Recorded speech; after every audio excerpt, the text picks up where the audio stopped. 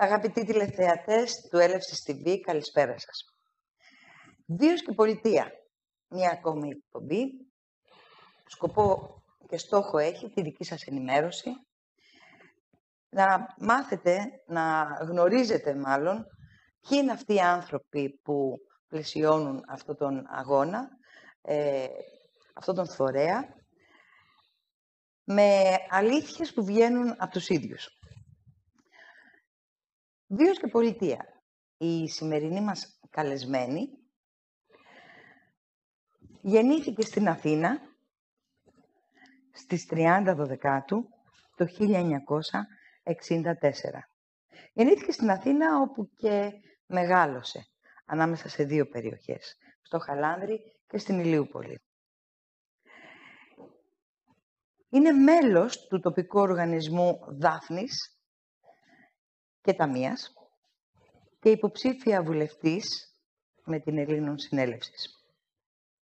Επίσης, είναι διορισμένη σύμβουλος στην περιφέρεια Στερεάς Ελλάδας. Πρόκειται για την κυρία Άρτεμη Κορύμπα.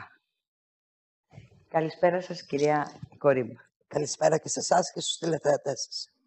Είναι μεγάλη μας τιμή που είστε σήμερα στην εκπομπή μας και έτσι θα μπορέσουμε να μάθουμε περισσότερες λεπτομέρειες όσον αφορά τη ζωή σας, το βίο σας, έτσι και πράγματα που ο τηλεθεατής θέλει να γνωρίζει, γιατί είστε σε μια θέση υποψηφίας βουλευτή.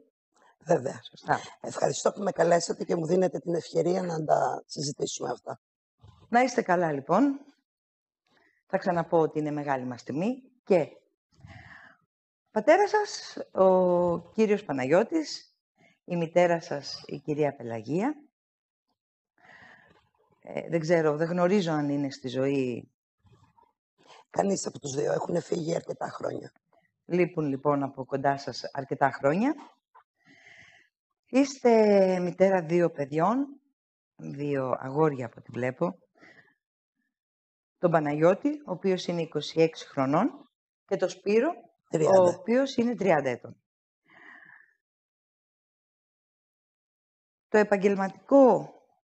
Στον επαγγελματικό τομέα βλέπω εδώ ότι έχετε ασχοληθεί με πάρα πολλά πράγματα, αλλά διαβάζοντας βλέπω ότι αυτό που πάρα πολλά χρόνια είχε μεγάλη θέση στη ζωή σας ήταν τα λογιστικά. Ναι, αυτό είναι αλήθεια. Θα έρθουμε σε αυτά και θα μας πείτε πώς προέκυψαν όλα αυτά. Θα ήθελα να ξεκινήσουμε έτσι στην εκπομπή μας, να σας βάλω λίγο να σας φέρω λίγο μερικά χρόνια πίσω, για να δούμε πώς ήταν η παιδική σας ηλικία. Είστε γόνος εύπορης οικογένειας και θα το πάμε λίγο να δούμε. Κυρία Λαμπάρα, λίγα χρόνια δεν τα λες, τα 56 χρόνια που είμαι πια. Μιλάτε τουλάχιστον για 50 χρόνια, 52. Οι γονείς μου χωρίσανε πάρα πολύ νωρίς.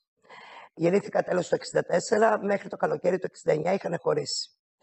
Εκείνα τα χρόνια που χωρίσανε ήταν πολύ... Ο κόσμος βίωνε την εποχή ότι δεν χωρίζανε, ήταν οικογένειες δεμένες, οι γυναίκες ήταν πολύ εξαρτημένες από τους άντρες.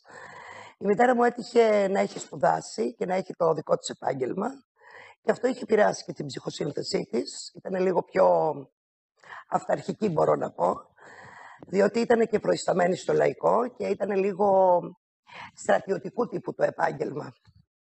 Ας πούμε, διαταγή εκτελούνε.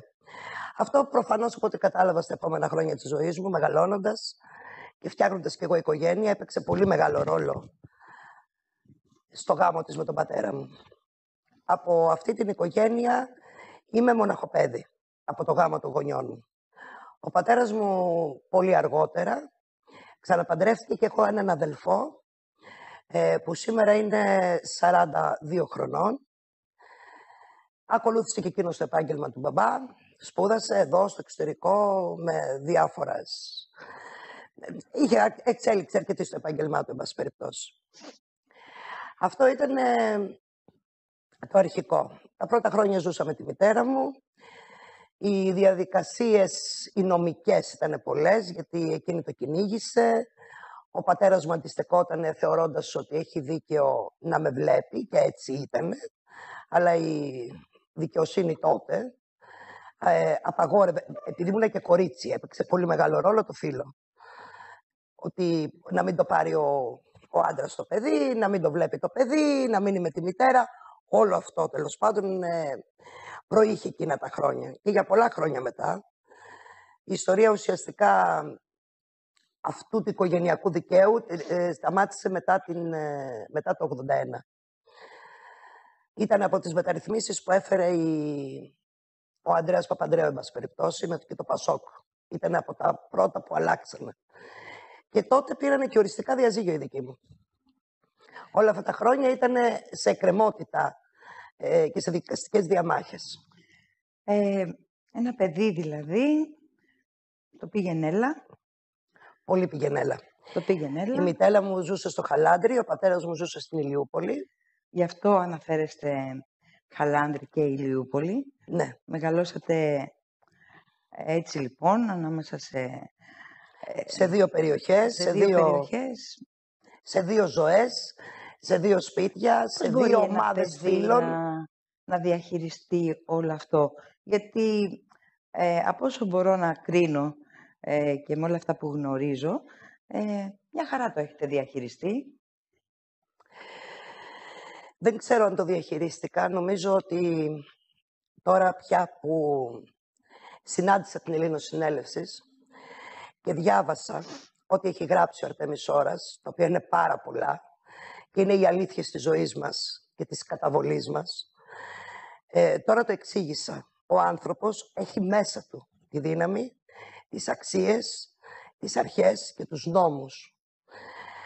Οι νόμοι και οι όρκοι νόμοι που δημιουργούν μια ισορροπία στην ψυχή και στο πνεύμα.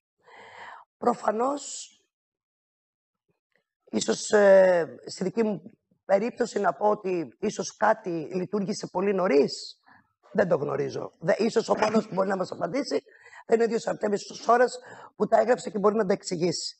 Αλλά κατάλαβα όμως ότι το δίκαιο, από τότε το ένιωθα, ότι έπρεπε να έχω και τους δύο μου γονείς. Ήθελα να τους βλέπω και τους δύο. Ήθελα να είναι και οι δύο στη ζωή μου.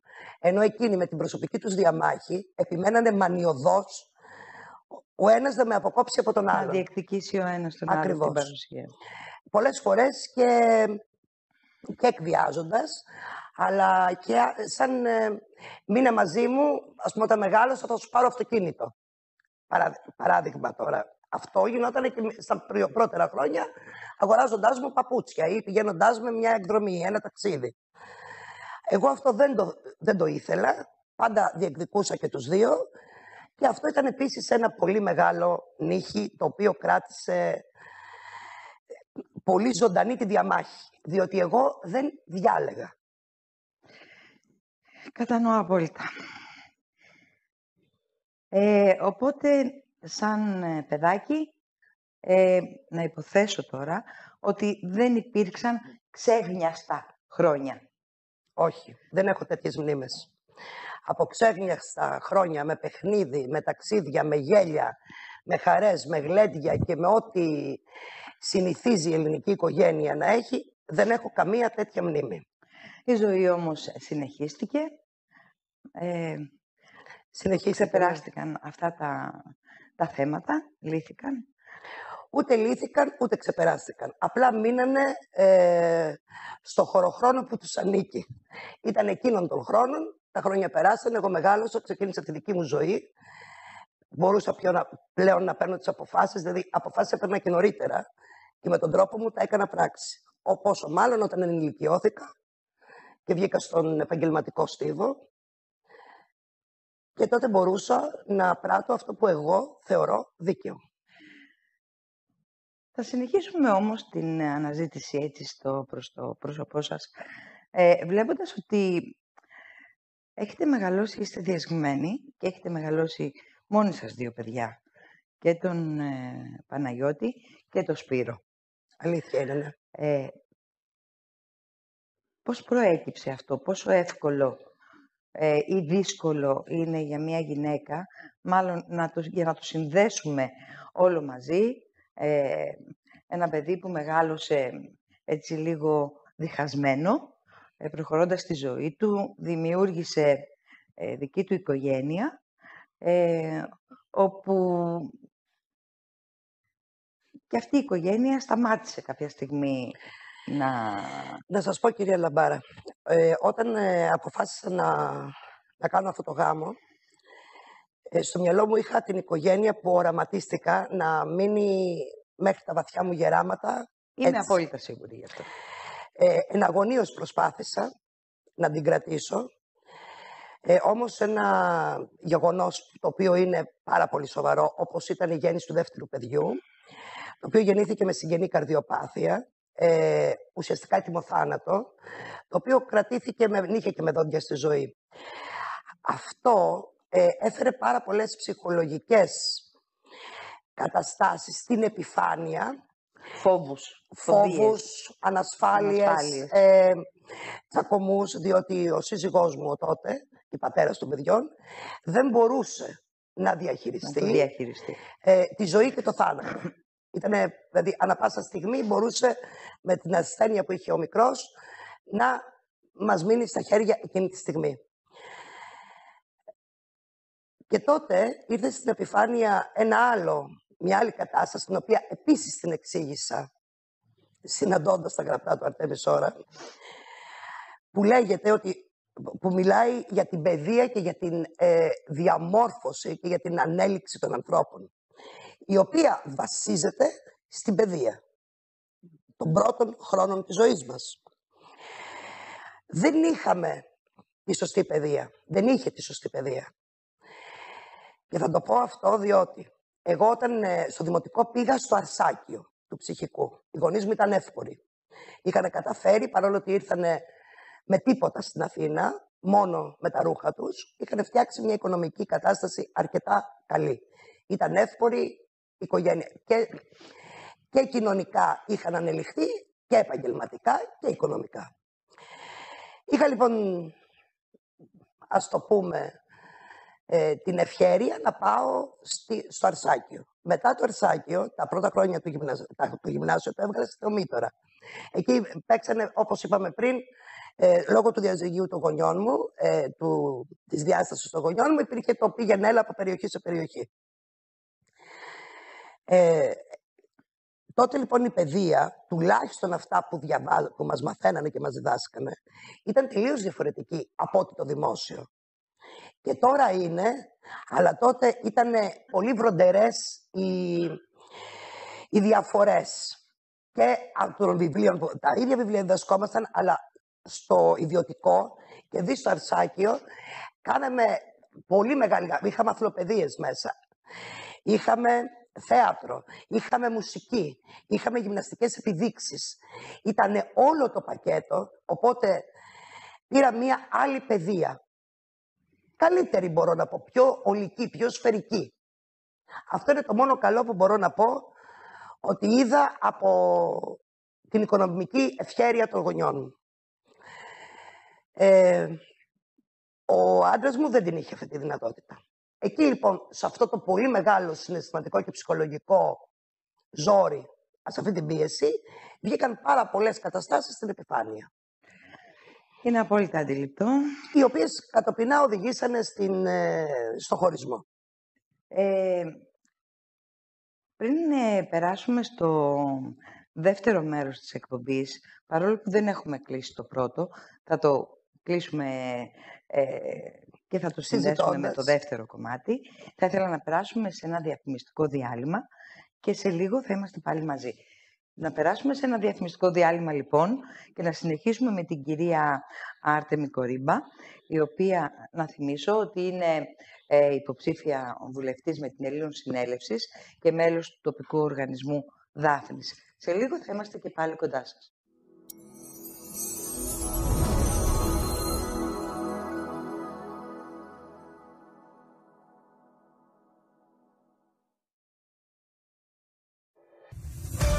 Μια τεράστια προσφορά. Ένα τεράστιο ιερό πολιτιακό έπος. Οι ολότητες, ισοπολιτεία, ισοδυναμία, ελευθερία. Τώρα έχεις στα χέρια σου μια τεράστια προσφορά. Ένα τεράστιο ιερό πολιτιακό έπος που ο δημιουργός του με σοφία και απόλυτη ακρίβεια στην αποδεικτική του στοιχειοθέτηση απευθύνει με μεγαλοπρέπεια προς κάθε άνθρωπο που θέλει να αναδειχθεί σε πραγματικό πολίτη, μαθαίνοντας και αναγνωρίζοντας τι σημαίνει και πώς δομείται η πολιτεία των πολιτών με τις υπεριδιότητες και αρχές της ισοπολιτείας, της ισοδυναμίας, της ελευθερίας και της αρετής. Οι ολότητες. Ισοπολιτεία, ισοδυναμία.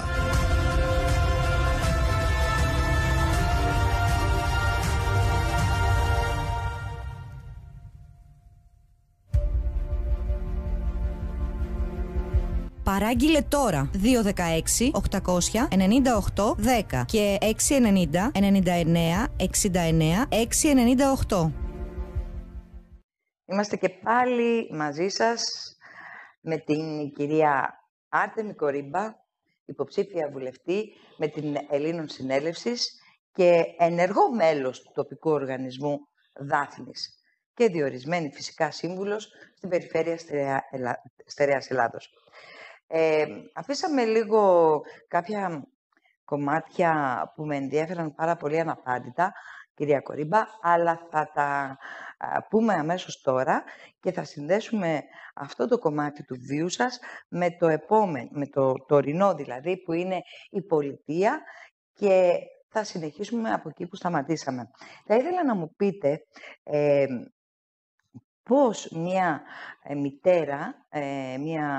μητέρα μεγαλώνει δύο παιδιά και δε αγόρια, που θεωρώ ότι είναι δυσκολότερα στο μεγάλωμα και με τόσες δυσκολίες, ακόμα και με θέματα υγείας του Παναγιώτη, αν δεν κάνω λάθος, που σήμερα είναι 26 ετών, να χιλιάσει ο Παναγιώτης, να τα χιλιάσει.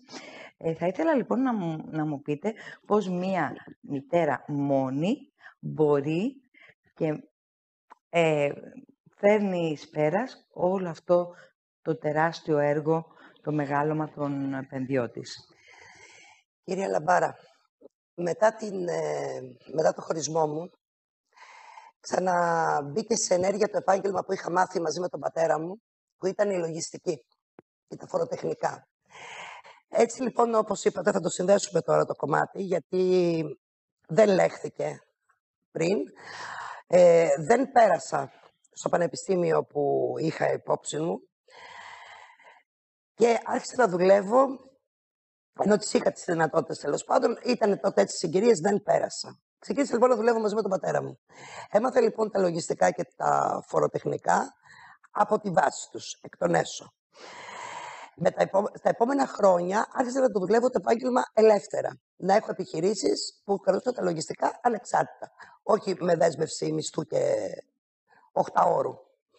Το ίδιο λοιπόν μετά το χωρισμό μου έκανα.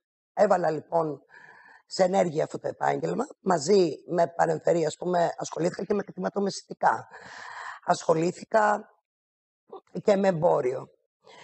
Όλα αυτά φέρνανε προσπαθώντας να έχω το εισόδημα που είναι απαραίτητο να μεγαλώσουν δύο αγόρια, δύο παιδιά, και να πληρώνω και τις ασχολίες τους εκτός από τις ξένες γλώσσες, τα γυμναστήρια. Ο Σπύρος είχε ιδιαίτερη κλίση και ταλέντο στην άρση βαρών. Έφτασε να είναι πανελλήνιος πρωταθλητής στην επικράτεια. Αυτό προϋπέθεται ταξίδια, προϋπέθεται διατροφή σωστή, προϋπέθεται εξάρτηση, δηλαδή τα παπούτσια του, ό,τι χρειαζόταν, εν πάση περιπτώσει, για να ασκεί το άθλημα. Δεν δικαιούμουν. Ήταν πολύ λίγες προσφορές από το κράτος. Θα φτάσουμε σε αυτό το κομμάτι. Θα ήθελα να μου πείτε πρώτα πόσο δύσκολο είναι για μια μητέρα να μεγαλώνει δύο παιδιά μόνη της, έστω και σαν παρουσία. Δηλαδή, εργαζόσασταν πάρα πολύ, από ό,τι αντιλαμβάνομαι. Πώς γίνεται το μια καταλαβαίνω την απορία μητέρα σας. να εργάζεται τόσο πολύ, να έχει και τη φυσική της παρουσία στα παιδιά της? Πόσο δύσκολο είναι αυτό? Θα σας πω. Αυτό που αντιλήφθηκα πολύ νωρίς είναι ότι τα παιδιά μετά πρέπει να έχουν ποιότητα με το γονιό. Αυτό μετά οι ψυχολόγοι, οι παιδοψυχολόγοι και οι παιδοψυχοαναλυτές το λέγανε ότι δεν χρειάζεται χρόνο με τα παιδιά σας, χρειάζονται αυτός ο χρόνος που ασχολείστε να είναι σε ποιοτικό χρόνο. Έχουν πολύ δόση αλήθεια σε αυτό, πολύ μεγάλη δόση αλήθειας, γιατί έτσι ακριβώς το έκανα. Είχα βάλει όρια. Θεωρείτε ότι μία μητέρα πρέπει να ασχολείται μόνο με το μεγάλωμα των παιδιών της? Θέλω να πω ότι... Αυτό θα ήταν το ιδανικό. Ναι. Αυτό θα ήταν το ιδανικό. Δεν ζούμε όμως σε τέτοια πολιτεία. Αυτό είναι που οραματιζόμαστε. Το κράτος βοήθησε σε αυτό? Όχι, το κράτος όχι μόνο δεν βοηθάει, αλλά μπορώ να πω ότι και τις κυνηγάει. Μην ξεχνάτε ότι υπάρχουν και μητέρες οι οποίες είναι ανήπαντρες μητέρες. Δεν είναι μόνο ότι χωρίζουμε, που υποτίθεται ότι μέχρι να χωρίσεις έχεις δρομολογήσει μία ζωή και την έχεις τακτοποιημένη. Υπάρχουν και γυναίκες οι οποίες ξαφνικά μείνανε έγκυες και αποφασίσαν να κρατήσουν το παιδί. Και εξαφανίστηκε αυτός ο άνθρωπος από τη ζωή τους. Είναι και αυτές είναι μάνες, και αυτές δουλεύουν για να μεγαλώσουν τα παιδιά. Η πολιτεία δεν φροντίζει για τίποτα. Ένα άφαντο κράτος δηλαδή. Εντελώς. Είναι άφαντο το κράτος. Ήταν άφαντο τότε, ήταν άφαντο νωρίτερα, είναι άφαντο και σήμερα. Σήμερα το έχει, ας το πούμε, το έχει φτάσει, δεν πάει ούτε πιο κάτω άλλο. Θα μείνουμε λίγο στο σημείο αυτό, θα επανέλθουμε μάλλον μετά από λίγο στο σημείο αυτό. Εν τω μεταξύ θα ήθελα να το προχωρήσουμε λίγο το θέμα. Εδώ βλέπω δύο αντιφατικές καταστάσεις. Ως συνήθως, οι καλεσμένοι μου, είτε είναι άνδρες είτε είναι γυναίκες, βλέπω ότι έχουν μπει στην Ελλήνων Συνέλευσης με κάποιο τρόπο και μπορεί να έχουν παρασυρθεί και τα παιδιά τους σε αυτό και να έχουν ακολουθήσει την πορεία του γονέα. Εδώ, κυρία Κορίμπα, βλέπω να σημαίνει το ακριβώς αντίθετο. Δηλαδή, βλέπω ότι ο γιος σας, ο Σπύρος, είναι αυτός που σας έβαλε σε αυτό το κομμάτι που λέγεται Ελλήνων Συνέλευσης. Ναι, αλήθεια είναι. Θέλω λίγο να το δούμε λίγο, γιατί είναι πολύ ενδιαφέρον αυτό. Σας είπα, έχουμε συνηθίσει εδώ στην εκπομπή, μιλώντας με τους καλεσμένους, συνήθως να βλέπουμε ότι ο γονιός μπήκε πρώτα και μετά ακολούθησαν οι γόνοι του. Η παιδεία που προσπάθησα να δώσω στα παιδιά μου ήταν ακριβώς αυτή που ο Σπύρος συνάντησε στην Ελλήνων Συνέλευσης. Αυτό του έκανε εντύπωση. Ότι έλεγε ακριβώς αυτά που είχε συνηθίσει να ακούει στο σπίτι όλα τα χρόνια. Πριν όμως από αυτό, το συνάντησε αφού κάποιος φίλος του μίλησε για τον Αρτέμι Σόρα και ότι τότε είχαν κατατεθεί στην ελληνική κυρίαρχη δημοκρατία τα 600 δις δολάρια. Ήρθε λοιπόν να μου το πει ότι «Μαμά, συμβαίνει αυτό, κάτι γίνεται, να το δούμε». Πεςτε μου ότι αντιδράσατε έτσι λίγο. Όχι, δεν αντέδρασα καθόλου, διότι ο Σπύρος ήταν πάντοτε ένα παιδί που ψαχνότανε. Ήταν ένα παιδί που τον ενδιέφεραν τα κοινά, ήταν ένα παιδί που τον ένοιαζε το δίκαιο, είχε περασπιστεί πολλές φορές στις μαθητές του στο σχολείο που είχαν bullying, όπως το έχει μάθει να το ακούει ο κόσμος, από άλλους συμμαθητές, και πάντοτε ήταν το παιδί που λάβανε μέρος στα κοινά. Οπότε του είχα εμπιστοσύνη και του έχω και στους δυο μου γιους. Συμβαίνει και με τα δύο παιδιά αυτό. Έχω πολύ εμπιστοσύνη στη γνώμη τους και την ακούω. Πολλές φορές το μάτι τους που είναι αβασάνιστο και ακοπίαστο το βλέπει πιο αντικειμενικά. Και του λέω ναι, βεβαίως να το δούμε. Τι είναι αυτό, τι μου λες. Συμβαίνει αυτό για την πατρίδα, για τον αυτό. Ποιος είναι αυτός ο άνθρωπος. Ποια περίοδο συνέβη αυτό. Αυτό συνέβη και αρχές του 2015. Το 2015 λοιπόν, Ναι. ο Σπύρος Σε μια... είχε την πρώτη του επαφή με την Ελληνοσυνέλευση. Όχι. Με την Ελληνοσυνέλευση και πήγε στο γραφείο, έψαξε να μάθει, είδε ότι συμβαίνει, ότι υπάρχουν γραφεία και πήγε στο γραφείο της Δάφνης. Εκεί συνάντησε και τον Αρτέμι Σόρα, μίλησε μαζί του, είδε, άκουσε, κατάλαβε και ό,τι μάθαινε ερχόταν στο σπίτι και μου το μετέφερε. Έτσι ξεκίνησε η επαφή μου με την Ελληνοσυνέλευση μέσω του γιού μου. Ο γιος μου παρέμεινε να είναι ενεργό μέλος της Ελληνοσυνέλευσης και τα επόμενα χρόνια που κι εγώ μάθαινα και καταλάβαινα και αντιλαμβανόμουν, εγώ κράταγα σαν πιο τυραννισμένη, ας το πούμε, και που είχαν δει τα μάτια μου πολύ περισσότερα πράγματα στη ζωή, λίγο ένα κράτημα. Αυτό το κράτημα μου το κατέριψε, δεν μου το κατέριψε ούτε τα χρήματα, ούτε τίποτα. Μου το κατέριψε το εξής που έκανα και κατάλαβα ότι είναι έτσι. Ότι ο Αρτέμις Σόρας έχει βγάλει κάποια ηχητικά, έχει κάνει ομιλίες από το 2013. Αν πάρουμε ένα βίντεο του Αρτέμι Σόρα, τι έλεγε το 2013, και αν πάρουμε και ένα βίντεο του Νοεμβρίου του 20, λέει ακριβώς το ίδιο. Ναι, είναι γεγονός ότι από την εμπειρία μου ως παρουσιάστρια αυτής της εκπομπής και μπορώ να πω με σιγουριά, με βεβαιότητα, ότι πραγματικά όσα βίντεο και όσα ηχητικά έχω ακούσει και εγώ όντως ακριβώς τα ίδια πράγματα λένε, δεν έχει ξεφύγει. Αυτό ακριβώς επεξεργαζόμουν κι εγώ. Ναι. 13, 14, 15, 16 ήταν ακριβώς, τώρα λέω για εκείνα τα χρόνια που μέχρι να γραφτώ κι εγώ και να γίνω μέλος ενεργό της Ελληνοσυνέλευσης. Η δουλειά, ήθελα νωρίτερα, αλλά η δουλειά κάποια στιγμή ήταν απογορευτική.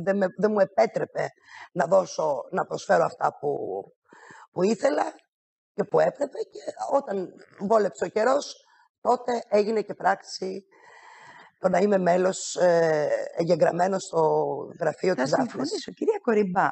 Ναι, μεν ενεργό μέλος, πάρα πολύ ωραία, όμορφα όλα αυτά. Το υποψήφια βουλευτής πώς προέκυψε? Το υποψήφια βουλευτής προέκυψε, μπορώ να πω ότι όλοι οι συνυποψήφοι, η πλειοψηφία, και ξαφνιαστήκαμε. Οι πρώτες υποψηφιότητες τέθηκαν όταν έγιναν οι ευρωεκλογές το Μάιο του 19. Αμέσως μετά, τον Ιούλιο, 7 Ιουλίου, γίνανε οι βουλευτικές. Πάλι βγήκαν υποψήφοι από την Ελληνοσυνέλευση και διεκδικήσανε την ψήφο των συμπολιτών μας. Και από τότε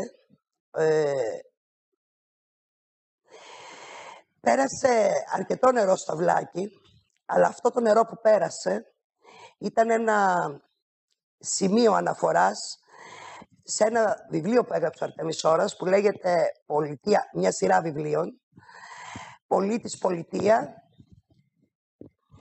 τα 33 αξιακά πρωτόκολλα και το «Ισοδυναμία Ισοπολιτεία».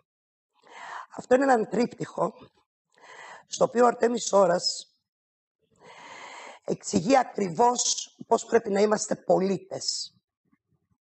Ο πολίτης, λοιπόν, το λέει και η ίδια η λέξη, πρέπει να είναι να πολιτεύεται, να ασχολείται με τα κοινά του τόπου του.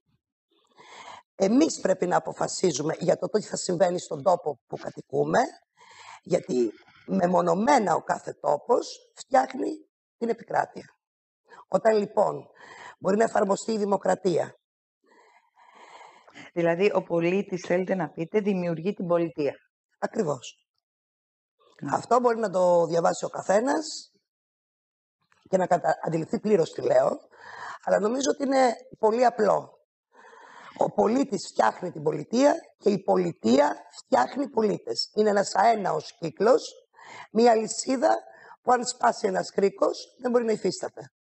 Κυρία Κορυμπά. Αυτό μας έκανε να είμαστε υποψήφοι και να διεκδικούσουμε την ψήφο, διότι πρέπει να πάμε τη ζωή μας μπροστά.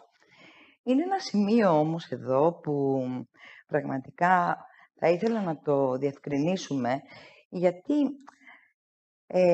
έχουμε συνηθίσει όταν ακούμε τον κύριο Αρτέμι Σόρα, από την αρχή που άρχισα και εγώ να παρακολουθώ αυτά που έλεγε, πάντοτε έλεγε χωρίς κόμμα, χωρίς δόγμα και χωρίς χρώμα. Τι ήταν αυτό που τον ανάγκασε όμως να δημιουργήσει ένα κόμμα? Ο Αρτέμις Σόρας δεν δημιούργησε κανένα κόμμα. Ο Αρτέμις Σόρας δημιούργησε τον πολιτικό φορέα της Ελλήνων Συνέλευσης. Όταν Δεν είναι είναι πολιτικός φορέας, τι εννοείται? Εννοούμε ότι είναι ένα μόνο του, είναι πολιτικός φορέας. Φέρει τους πολίτες του ελληνικού κράτους. Όλοι εμείς που είμαστε Έλληνες πρέπει να ανήκουμε στον πολιτικό φορέα της Ελλήνων Συνέλευσης. Το λένε οι λέξεις. Ποια είναι η διαφορά? Δεν είναι κομμάτι από πουθενά. Δεν είναι κομμάτι από πουθενά. Δεν ήμασταν παράδειγμα στη Νέα Δημοκρατία. Όπως γίνεται παράδειγμα το κόμμα του Πάνου Καμένου. Επί παραδείγματι. Δεν ήταν στη Νέα Δημοκρατία. Δεν ήταν στο Λάος. Διαφωνήσανε. Δεν ξέρω σε τι διαφωνήσανε. Γιατί ιδεολογία δεν υπάρχει. Γιατί όταν έχεις ιδεολογία δεν μπορείς να διαφωνήσεις. Θέλετε να πείτε ότι το κόμμα κομματιάζει. Ακριβώς. Κόβει δηλαδή. Σε κάτι διαφώνησε, φεύγει και πάει φτιάχνει ένα δικό του κόμμα. Και ο φορέας? Ο φορέας είναι η Ένωση. Η Ένωση, μάλιστα. Πολύ σωστή η διευκρίνηση αυτή. Όπως είπαμε, είναι φορέας, φέρει τους Έλληνες. Είναι η Ένωση των Ελλήνων και η Ελλήνων Συνέλευσης. Πώς δημιουργήθηκε ο πολιτικός φορέας? Αυτό ακριβώς θα σας έλεγα. Ο πολιτικός φορέας δημιουργήθηκε με την εντολή που δώσαμε εμείς στον Αρτέμι Σόρα. Όταν λέτε εσείς? Εννοούμε όλα τα μέλη της Ελλήνων Συνέλευσης. Έδωσαν δηλαδή... Ναι, ο Αρτέμις Σόρας δεν ήρθε εδώ για να γίνει πρωθυπουργός να πολιτευτεί. Ο Αρτέμις Σόρας ήρθε, έφερε τα χρήματα, λέγοντας ότι εγώ μπορώ να βγάλω τη χώρα από αυτήν την κατάσταση. Ενωθείτε Έλληνες, να μπορέσετε να διαχειριστείτε αυτό το πλούτο. Διότι εκτός από τα 600 υπάρχουν τα καταπιστεύματα και υπάρχουν οι μετοχές της Ανατολής. Έκανε προσφορές και στο Ταμείο Χρηματοπιστωτικής Σταθερότητας, έκανε στην Αρχιεπισκοπή, έκανε σε δήμους, έκανε πάρα πολλές προσπάθειες. Όταν καμία προσπάθεια δεν ευωδόθηκε, γιατί είχαν τους λόγους τους βέβαια, ποιος θα δεχόταν λογιστικό έλεγχο και τιμωρία αυτών που έχουν καταχάσει δημόσιο χρήμα. Δεν πάμε κανένας. Σωστά. Οπότε ήρθε να διέξοδο. Τι θα γινότανε? Βλέποντας λοιπόν αυτό, τα μέλη της Ελλήνων Συνέλευσης είπαν στον Αρτέμι Σόρα να δημιουργήσει τον πολιτικό φορέα για να υπάρχει σημείο αναφοράς της Ένωσης των Ελλήνων. Για να μπορούμε όλοι εμείς οι Έλληνες πολίτες να διοικήσουμε εμείς τη χώρα μας με τον πλούτο που έχουμε στη διάθεσή μας. Θα ήθελα σε αυτό το σημείο να μου πείτε, θα επανέλθω στο κομμάτι ότι αυτή τη στιγμή βιώνουμε δύσκολες καταστάσεις. Πάρα πολύ δύσκολες καταστάσεις. Οι οικογένειες καταστρέφονται, επιχειρήσεις κλείνει. Συγγνώμη που σας διακόπτω, κυρία Λαμπάρα, δεν τις περνάμε αυτή τη στιγμή τη δύσκολη κατάσταση. Αυτή τη στιγμή είναι πια οφθαλμοφανή τα αποτελέσματα της κατάστασης, η οποία έχει ξεκινήσει χρόνια πριν. Ήμουνα κοπέλα, ήμουνα κοριτσάκι και πάντοτε ήμουνα πολιτικοποιημένη, πάντοτε με νοιάζανε τα κοινά, πάντοτε με νοιάζε η πολιτεία. Ήταν και ο πατέρας μου σε αυτό το τομέα ενεργός και πάντα είχα την πληροφορία στο σπίτι. Δεν έχω κανένα λόγο να διαφωνήσω μαζί σας. Θα συμφωνήσω απόλυτα. Απλά το είπα ότι μπορεί να μην το διατύπωσα σωστά. Μάλλον είναι και ιδιαίτερα δύσκολη η συγκεκριμένη στιγμή, γιατί βλέπουμε συνανθρώπους μας να υποφέρουν, επιχειρήσεις να κλείνουν η μία πίσω από την άλλη, οικογένειες να διαλύονται και να καταστρέφονται, παιδιά να μην μπορούν να διαχειριστούν την κατάσταση που βιώνουμε αυτή τη στιγμή. Δεν την βιώνουμε μόνο εμείς εδώ στην Ελλάδα, αλλά παγκόσμια μπορώ να πω ότι είναι μια πολύ δύσκολη κατάσταση. Θα ήθελα να μου πείτε, ο πολιτικός φορέας Ελλήνων Συνέλευσης πώς μπορεί να διαχειριστεί αυτή την κατάσταση αυτή τη στιγμή. Δηλαδή, τι θα μπορούσε, για παράδειγμα, να κάνει ο πολιτικός φορέας της Ελλήνων Συνέλευσης σε σχέση με τις επιχειρήσεις και τους επιχειρηματίες. Η Ελλήνων Συνέλευσης, είπαμε, έχει τον τρόπο, έχει το πώς θα γίνει, το πότε θα γίνει και τι χρήματα θα χρησιμοποιηθούν και πού. Θα συσταθούν επιτροπές ελέγχου και αυτό ισχύει για όλους τους τομείς της ζωής, συμπεριλαμβανομένων και των επιχειρήσεων που αναφέρατε. Αυτή τη στιγμή η Ελλήνων Συνέλευσης, αν αύριο είναι κυβέρνηση, έχει συγκεκριμένο πρόγραμμα του τι θα κάνει. Δεν θα σωθούν μόνο οι επιχειρήσεις, θα σωθεί όλη η χώρα. Και φυσικά οι άνθρωποι που την κατοικούν.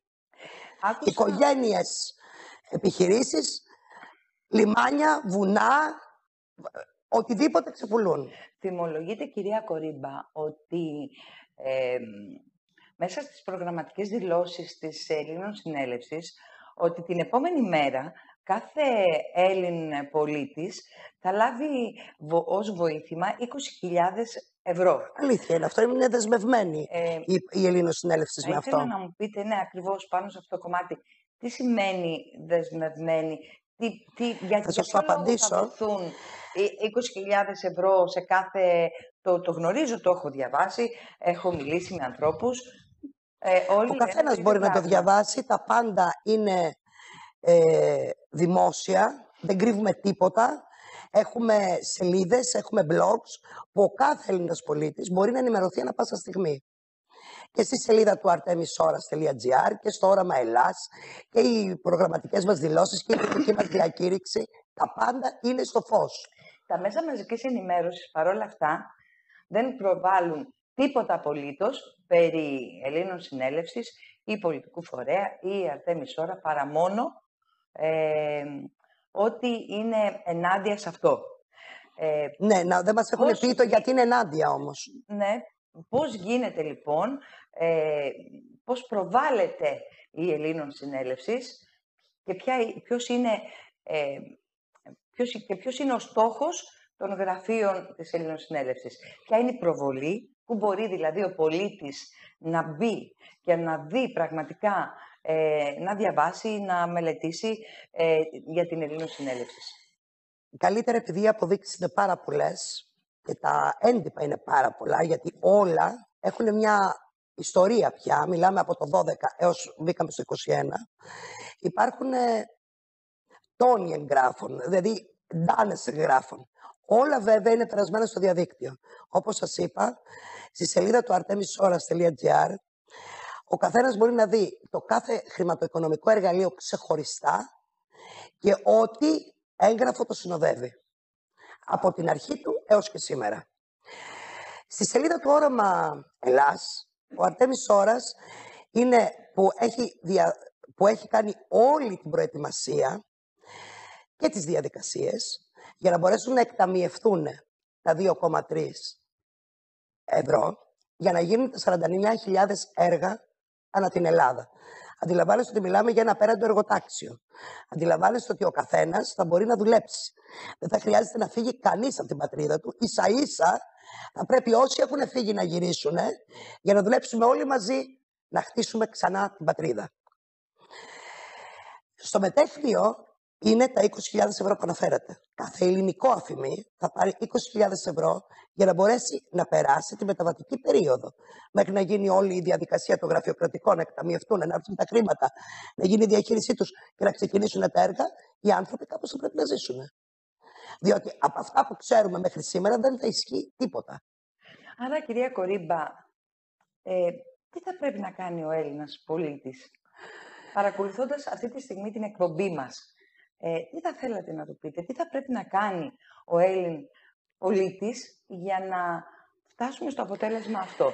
Ό,τι κάναμε και όλοι εμείς, οι υπόλοιποι συμπολίτες του. Μάθαμε την αλήθεια, διαπιστώσαμε ότι είναι αυτό, ότι είναι αλήθεια, διασταυρώσαμε τις πληροφορίες, γραφτήκαμε μέλη και αγωνιζόμαστε για την ελευθερία της πατρίδος. Να το μάθει και ο τελευταίος άνθρωπος την αλήθεια.